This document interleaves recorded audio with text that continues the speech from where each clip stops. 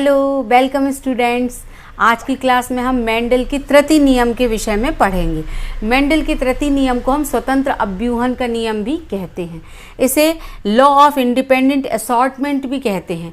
Exam में ये question सीधा भी पूछा जा सकता है कि मेंडल के तृतीय नियम का वर्णन कीजिए, या स्वतंत्र अभ्यूहन के नियम का वर्णन कीजिए, या द्विसंकरण क्रॉस क्या है, तो भी यही लिखना है आंसर, या चेकर बोर्ड की सहायता से 9-3-3-1 का अनुपात सिद्ध करिए। ये सभी प्रश्नों का उत्तर एक ही है और इसके बारे में आज मैं आपको पढ़ाने वाली हूँ। तो मेंडल ने क्या किया कि पहले तो एक एक लक्षणों की वंशागति का अध्ययन किया, फिर उन्होंने दो लक्षणों को एक साथ लिया, मटर के दो लक्षणों को एक साथ लेकर उसकी वंशागति का अध्ययन किया, इसलिए इसे द्विसंकरण क्रॉस कहते हैं।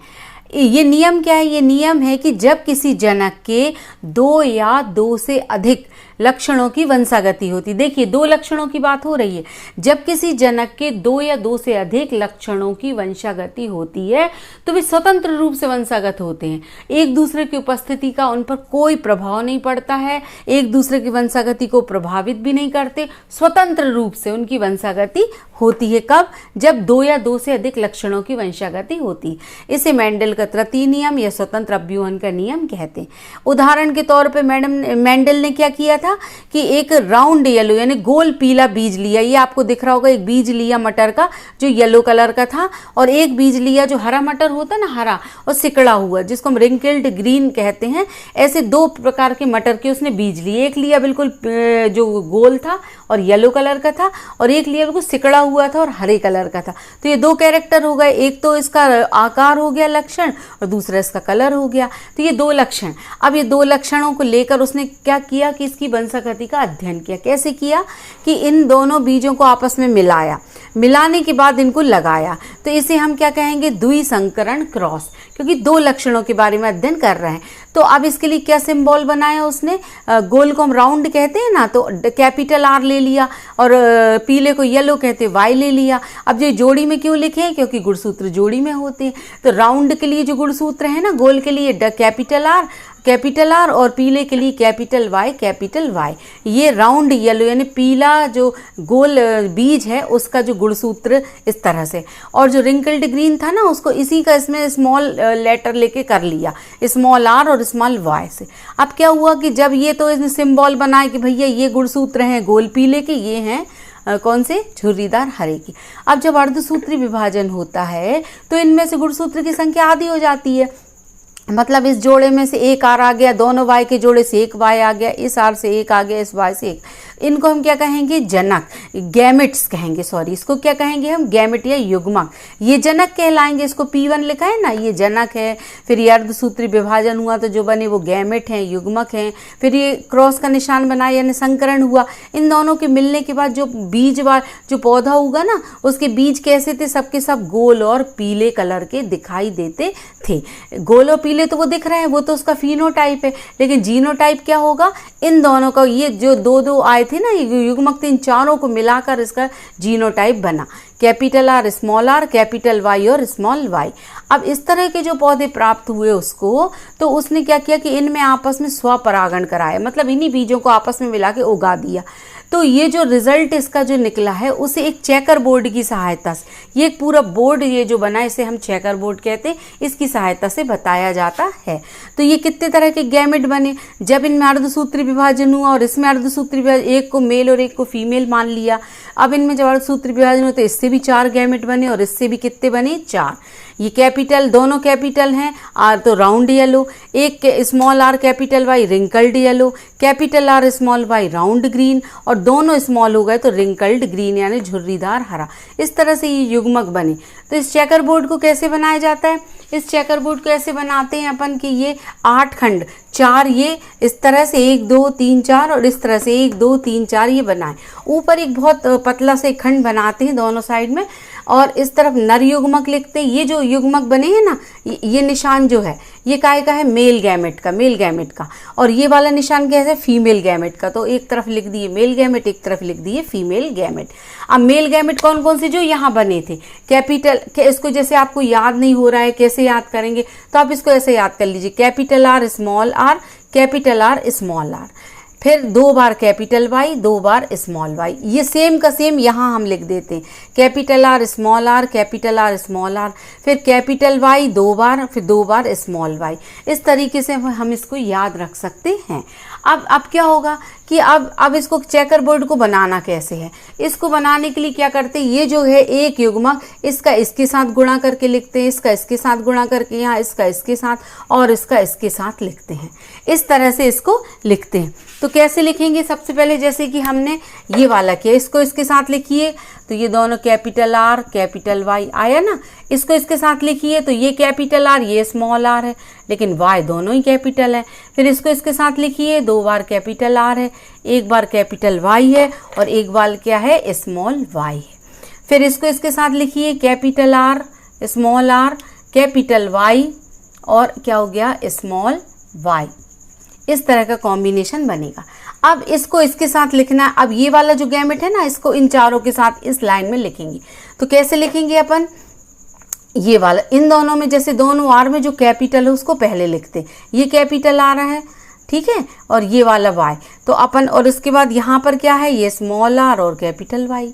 फिर इन दोनों को मिलाकर लिखिए तो ये दोनों ही स्मॉल आर हैं, लेकिन वाई दोनों कैपिटल हैं इसके, है ना। इसको इसके साथ लिखिए तो क्या होगा, कैपिटल आर है, फिर स्मॉल आर है, फिर यहाँ पर कैपिटल वाई है और यहाँ पर स्मॉल वाई। स्मॉल को मैं ग्रीन से बना रही हूँ ताकि अलग से दिखे। अब इन दोनों में देखिए, आर दोनों ही स्मॉल है, लेकिन वाई क्या है, एक कैपिटल है और एक स्मॉल है। स्मॉल वाले को ग्रीन से मैं बना रही हूँ ताकि आपको अच्छे से दिखे। अब इन दोनों को, दोनों कैपिटल आर हैं, दोनों कैपिटल आर बनाइए। एक कैपिटल वाई है और एक कैसा है, स्मॉल वाई है। फिर इसको इसके साथ मिलाकर capital R capital Y small Y, और इसका भी क्या है, कैपिटल ये कैपिटल आर स्मॉल आर हो गया यहाँ पर, सॉरी, कैपिटल आर के बाद क्या था, स्मॉल आर कैपिटल वाई और स्मॉल वाई। अब इन दोनों को 2 बार, दोनों कैपिटल आर हैं तो अपन दोनों कैपिटल आर लिख देंगे। वाई दोनों स्मॉल है, दोनों स्मॉल लिख दीजिए। यहाँ पर कैपिटल आर, फिर यहाँ पर क्या है, स्मॉल आर है ना, और वाई दोनों ही स्मॉल हैं, इस तरीके से। और इन दोनों को देखिए, इन दोनों को कैसे लिखेंगे, कैपिटल आर, फिर क्या है, स्मॉल आर है, फिर कैपिटल वाई है और स्मॉल वाई है, इस तरीके से। इन दोनों को, दोनों कैपिटल आर हैं, स्मॉल आर है, कैपिटल वाई है और स्मॉल वाई है। और इन दोनों को कैसे लिखेंगे, कैपिटल आर स्मॉल आर और वाई दोनों ही स्मॉल है, और ये तो फिर पूरा ही स्मॉल है। इस तरीके से ये कॉम्बिनेशन बन जाते हैं। इस तरह से चेकर बोर्ड बना लिए जाते तो ये बिल्कुल गलत नहीं होता। अब इसके बाद आपको लिखना है कि ये जो जीनोटाइप बना है इसका फिनोटाइप क्या होगा। मतलब कि ये जो हमने गुणसूत्र लिख दिए हैं तो ये बीज देखने में कैसा दिखेगा। तो आप यहाँ से ध्यान रखिए कि दोनों कैपिटल आए हैं, यदि दोनों कैपिटल जहाँ जहाँ हैं वो सब के सब कैसे हो जाएंगे, गोल पीले। ये हो गया गोल पीला, ये भी हो गया गोल पीला,